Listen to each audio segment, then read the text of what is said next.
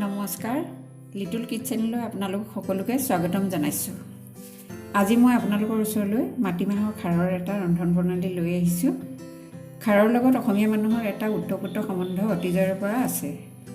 সেয়েহে অসমীয়া মানুহক খাৰ খোৱা অসমীয়া বুলি বহুতে জানে।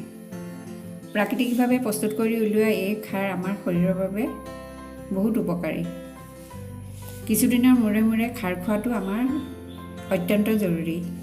এই খাৰে আমাৰ পেট চাফা কৰা, পেট ফুলা, আভোক আভোক লগা, বদহজম ইত্যাদিবোৰ দূৰ কৰে। আজি মই এই খাৰৰ আঞ্জাত ভীমকলৰ বাকলি ব্যৱহাৰ কৰিছোঁ। তাৰ কাৰণে আমি কি কৰিছোঁ আহকচোন ভিডিঅ'টো চাওঁ। ইয়াৰ কাৰণে লৈছোঁ মই ডাঙৰ কাপ এটাৰে 1 কাপ মাটিমাহৰ দাইল 3 ঘণ্টামানৰ আগতে তিয়াই ধুই লৈছোঁ। অমিতা লৈছোঁ মই ডাঙৰ অমিতা এটাৰ এচিটা ডাঙৰ ডাঙৰকৈ কাটি লৈছোঁ। 2টা শুকান ভীমকলৰ বাকলি লৈছোঁ, 1 টুকুৰা আদা, 3টা কেঁচা জলকীয়া, 2টা শুকান জলকীয়া, 2 খিলা তেজপাত আৰু 1টা পিঁয়াজ, 8 ফুটামান নহৰু লৈছোঁ। আৰু মিঠাতেল লৈছোঁ মই, নিমখ লৈছোঁ। জোখমতে পানী দি পানী উতলিলত মই ধুই থোৱা দাইলখিনি দি দিছোঁ। দাইলখিনি মই সম্পূৰ্ণ বাকলি যাবলৈ দিয়া নাই, অলপ ৰাখি দিছোঁ। আৰু ইয়াৰ লগতে মই এটা এটাকৈ প্ৰতিটো বস্তু দি যাম। এতিয়া মই কাটি থোৱা অমিতাখিনি দালিত দি দিছোঁ। অমিতা আমাৰ পেটৰ কাৰণে বহুতেই উপকাৰী। কেঁচা হওক পকা হওক দুইবিধ অমিতাই আমাৰ কাৰণে বৰ দৰকাৰ। লিভাৰটো ভালে ৰখাত অমিতাই যথেষ্ট সহায় কৰে। এতিয়া মই তেজপাত কেইখিলাও ইয়াতে দি দিছোঁ। আৰু লগতে মই জলকীয়াখিনিও দি যাম। জলকীয়াখিনি যদিও বেছি হৈছে কিন্তু জ্বলা নাই।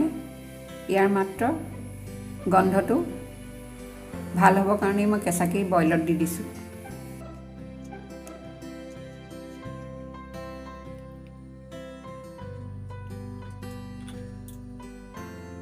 এই আঞ্জাখনৰ জোখাৰে মই নিমখ দিছোঁ।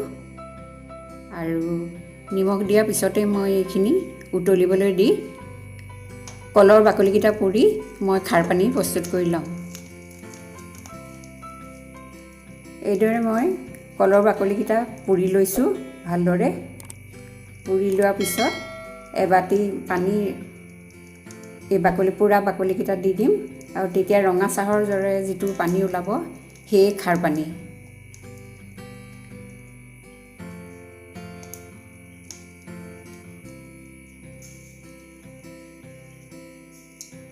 এই খাৰ পানীখিনি ওলোৱাৰ পিছত মই চেকনিৰে চেকি ইয়াৰ জাবৰখিনি পেলাই দিম। আৰু তলৰ পানীখিনি মই দাইলত দিবৰ কাৰণে প্ৰস্তুত কৰি ল'ম। উতলি থকা দাইলখিনি যদি ফেন উঠি আহে এইখিনি সময়তে ফেনখিনি কাঢ়ি ল'ব লাগে। কিন্তু মোৰ তেনেকৈ ফেন উঠা নাই। ভালদৰে দাইলখিনি ধোৱা হ'লে ফেনটো তেনেকৈ নুঠে।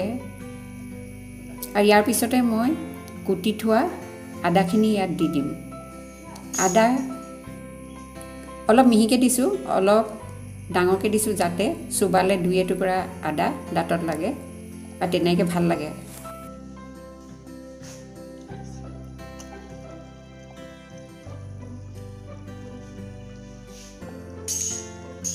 আদা দিয়াৰ পাছতে মই পুৰি থোৱা কল বাকলিকেইটা ৰঙা চাহৰ নিচিনা পানী ওলোৱাত চেপি ল'লোঁ। চেপি চাকনি এখনৰ সহায়ত মই চেকি লৈছোঁ। চেকি ল'লত জাবৰখিনি ওপৰত থাকি গ'ল আৰু তললৈ চাফা পানীখিনি গুচি গ'ল। মই তাৰে আধা কাপ পানী এতিয়া দালিখিনিত দি দিছোঁ।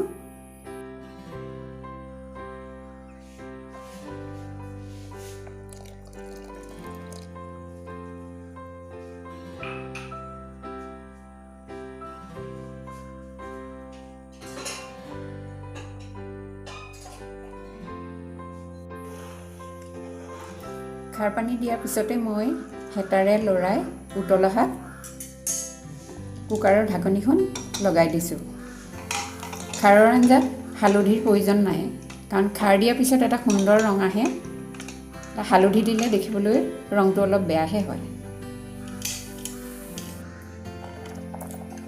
3টা চিটি অহাৰ পিছত মই খুলি চাইছো ঢাকনখন দেখিছো দাইল পুৰা সিজি গৈছে আৰু অমিতাও প্ৰায় গলিছে এতিয়া মই কেৰাহী এখন পাতি তেল মাৰিবৰ কাৰণে ৰেডি কৰিছো দাইলত যেহেতু মই বইল অৱস্থাতে তেজপাত জলকীয়া আদা গোটেই বস্তুখিনি দি দিছো গতিকে মই তেল মাৰোতে বিশেষ বস্তু নিদিওঁ মাত্ৰ কেইফুটামান নহৰু থেতেলিয়াই আৰু সৰু পিয়াজ এটা ইমানেৰে মই দাইলত তেল মাৰিম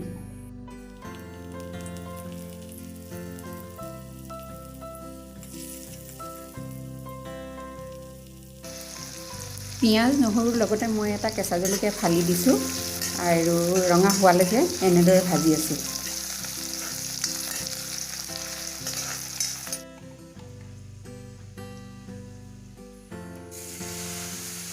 পিয়াজখিনি ৰঙা হৈ পৰাত মই দালিখিনি ঢালি দিছো আৰু এইখিনিতে মই এটা কথা কওঁ যে দালিত যিমানখিনি জোখত লাগে দালিখন সেই আন্দাজতে প্ৰথম অৱস্থাতে পানী দি দিব লাগে দ্বিতীয়বাৰ যদি দালিত পানী দিয়া হয় নহয় দালিৰ সোৱাদ কমি যায় এই কথা মোক মোৰ শাহুৱায়ে তাহানিতে কোৱা কথা মই সদায় মানি চলো